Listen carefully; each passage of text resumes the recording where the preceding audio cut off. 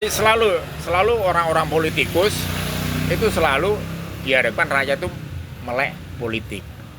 Karena politik apa? Politik itu berada di kehidupan sehari-hari.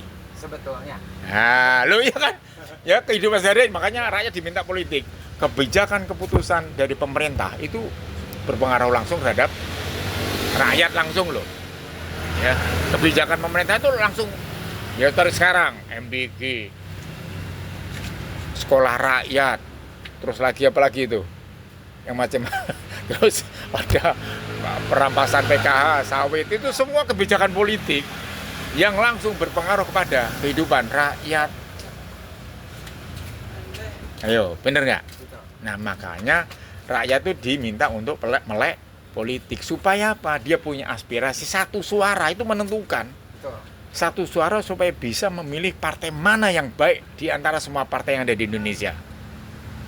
Iya, idealnya seperti itu, tapi pada realnya ya kan Pak, sebetulnya kalau ngomongin barusan satu suara sangat berarti, tapi kayaknya sih makin bertambahnya Partai, makin bertambahnya apa? tahun gitu. Tahun. Kayaknya golput gitu sudah makin banyak deh kayaknya. Berarti masa bodoh lah gitu ya. Nah, sebetulnya inilah kegagalan dari para elit politik, kegagalan para kader partai. Berarti kalau dia tidak bisa meyakinkan kepada masyarakat, itulah yang membuat masyarakat masa bodoh. Nah, ini tugasnya. Jadi kader partai, elit politik bukan bergerak pada saat pemilu, tapi harus berjalan setiap saat supaya negara kita ini, supaya rakyat kita ini apa? Paham tentang politik, Mas. Itu. Karena itu tadi Pak, reaksi masyarakat sekarang udah lebih acuh tak acuh gitu ya. Nah, Karena ya track record di partainya sendiri ya seperti itu. ya makanya saya bilang kan, ini sebetulnya tugasnya para kader-kader partai. Jadi kalau kita mau jadi kader, kita harus bisa menjelaskan pada ya nggak usah bilang luas-luas lah, paling nggak tetangga sekitarnya. Kalau kita pas ngobrol, ya pas ngobrol gini sambil ngobrol, oh dia berpikir, ya paling nggak begitu. Makan kenapa ada orang di dalam media sosial saya ini orang bertanya apa sih manfaatnya ikut politik, ikut partai, ya manfaatnya banyak. Satu, kita bisa memberikan aspirasinya, kita sampai bisa memberikan suara kita kepada calon pemimpin yang tepat, ya kan? Menambah kawan, menambah saudara, menambah jaringan, betul kan? Nah, kemudian ya paling nggak menambah wawasan, betul nggak? Kemudian lagi kita dengan wawasan kita punya keinginan untuk aku akan mau jadi seperti dia, minimal sudah punya keinginan untuk apa? Merubah nasib. Nah, gitu loh, Mas.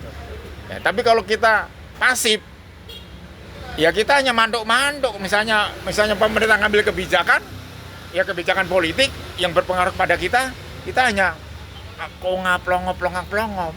Ambil contoh sekarang, pemerintah membuat MBG, pemerintah membuat sekolah rakyat, pemerintah membuat kegiatan apa aja, semuanya pasti hanya manut aja. Padahal semua adalah berpengaruh langsung pada kehidupan masyarakat, mau positif maupun negatif, betul nggak? Nah, iya, MBG pengaruhnya positif, ini negatifnya ini. Kemudian sekolah rakyat, positifnya ini, negatifnya ini, pasti ada. Nah, itu kalau kita mau berkecimpung di politik, pasti akan paham. Jadi kalau di kehidupan kita itu ada ideologi, politik, ekonomi, sosial budaya, agama, dan pertahanan keamanan. Kalau disingkat IPOLEK SOSBUD HANKAM. Nah, itu poin-poin yang selama ini ada di dalam kehidupan rakyat. Ideologi, politik, ekonomi, sosial budaya, agama, pertahanan, dan keamanan. IPOLEK SOSBUD HANKAM. Loh, bener gak? Zaman sekarang kayak juga kebanyakan anak muda zaman sekarang mungkin tidak paham tentang itu. IPOLEK SOSBUD HANKAM itu nggak paham. Nggak paham, malah nggak tahu. Nggak tahu IPOLEK SOSBUD HANKAM itu. Nah, itulah sebetulnya tugas para politikus, para kader politik, para elit politik untuk memberi pemahaman. Gitu loh Mas sebetulnya. Betul nggak? Betul. Nah, supaya rakyat melek politik, supaya paham politik, supaya pinter. Gitu. Tidak mesti harus jadi politikus. Ya. Ya, melek politik tidak harus jadi politikus. Gitu loh Mas.